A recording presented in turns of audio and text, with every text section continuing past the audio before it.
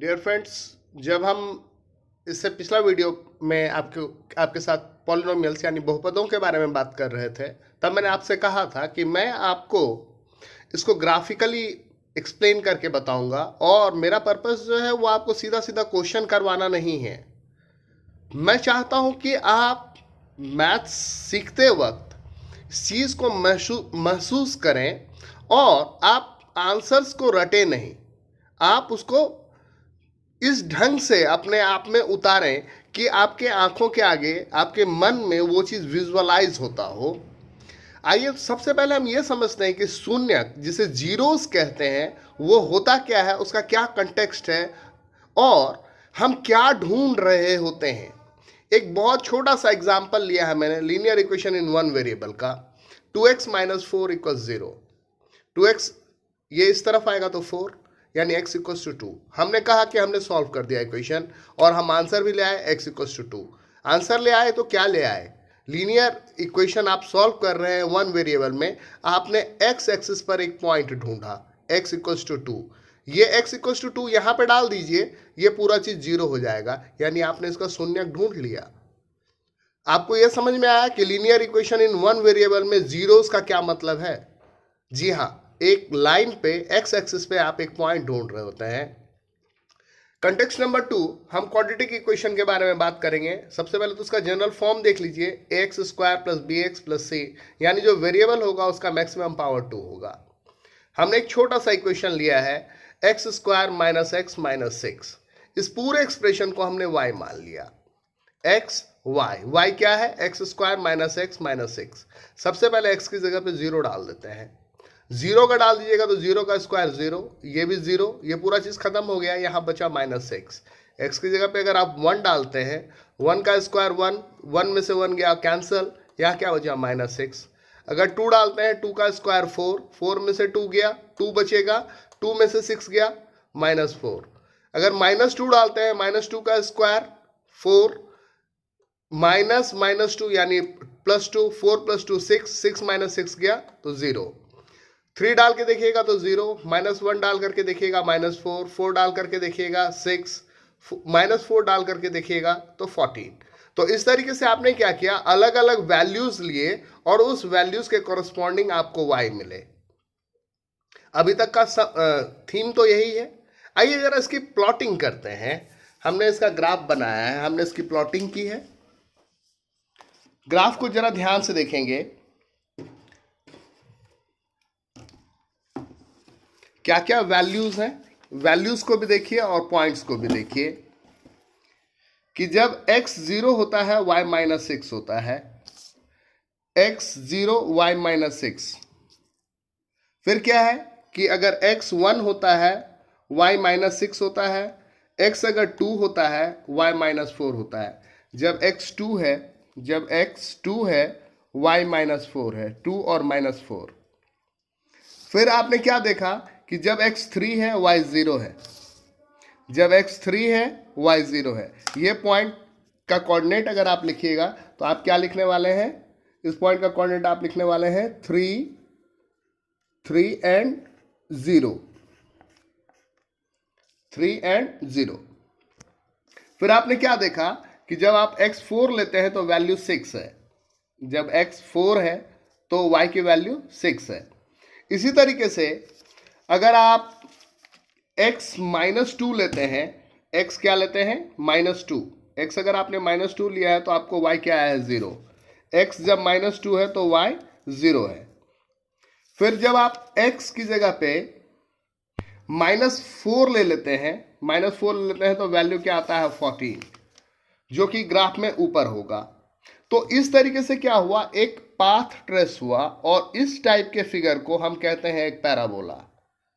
इसको अगर पैराबोला बोलने में आपको दिक्कत है, परवलय बोलने में दिक्कत है, तो आप सिंपल बोलिए कि ये एक कर्व है और इस कर्व ने क्या किया, एक्स एक्सिस को 2 पॉइंट्स पे काटा।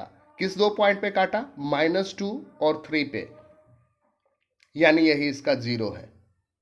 यानी इस एक्सप्रेशन में -2 और 3, -2 और 3 डालने से क्या आता है? 0।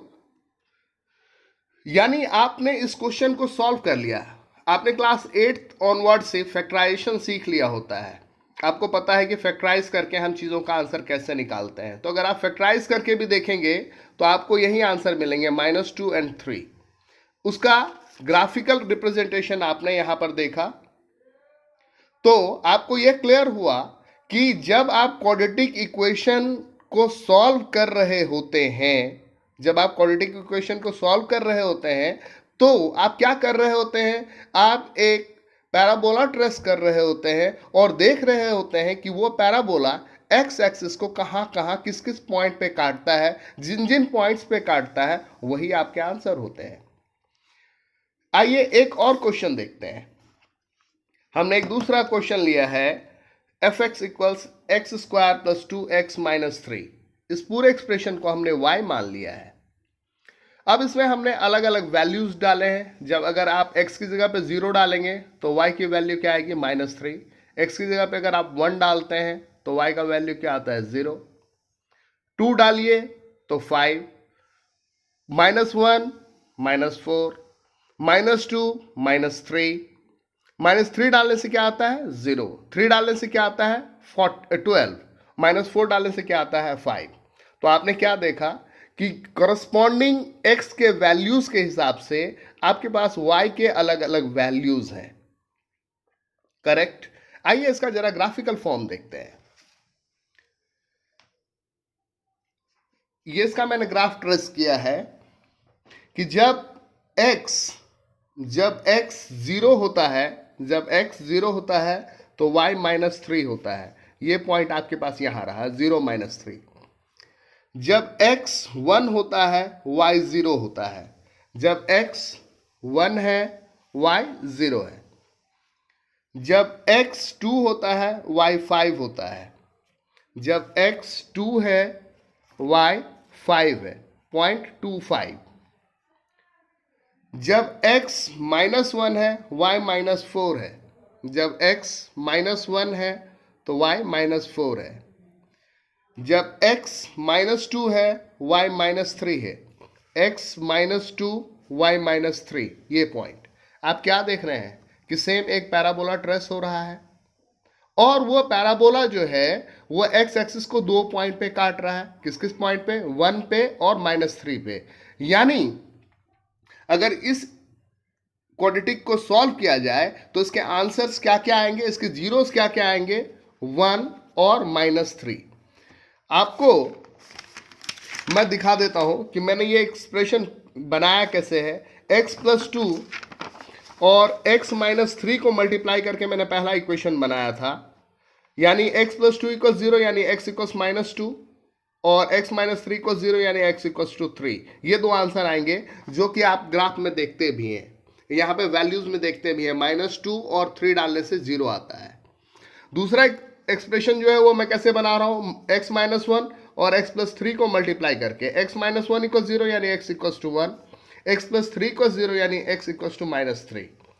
तो अब आप ये सीख गए कि किसी भी क्वाड्रेटिक इक्वेशन को जब आप सॉल्व कर रहे होते हैं, आप एक पैराबोला ड्रॉ कर रहे होते हैं, और आप ये देख रहे होते हैं कि वो एक्स एक्सिस पे किस पॉइंट पे कट कर रहा होता है। जिस पॉइंट पे कट कर रहा होता है वही उसका आंसर होता है। अब आपके मन में ये सवाल आएगा कि सर क्या हर क्वेश्चन के लिए इतना करेंगे, हर क्वेश्चन के लिए ऐसे ग्राफ की ट्रेसिंग करेंगे? जी नहीं, इसके लिए अलग मेथड्स हैं। डिस्क्रिमिनेंट वाला मेथड है वो मेरे अगले वीडियोस में होगा, और हम अपने अगले वीडियो में जो है सबसे पहले एक्सरसाइज 2.1 को सॉल्व करेंगे और उसके बाद हम आपको बताएंगे कि जीरोस कैसे निकालते हैं, रिलेशन कैसे स्टैब्लिश करते हैं, कैसे वेरीफाई करते हैं। Thank you for watching, continue कीजिए।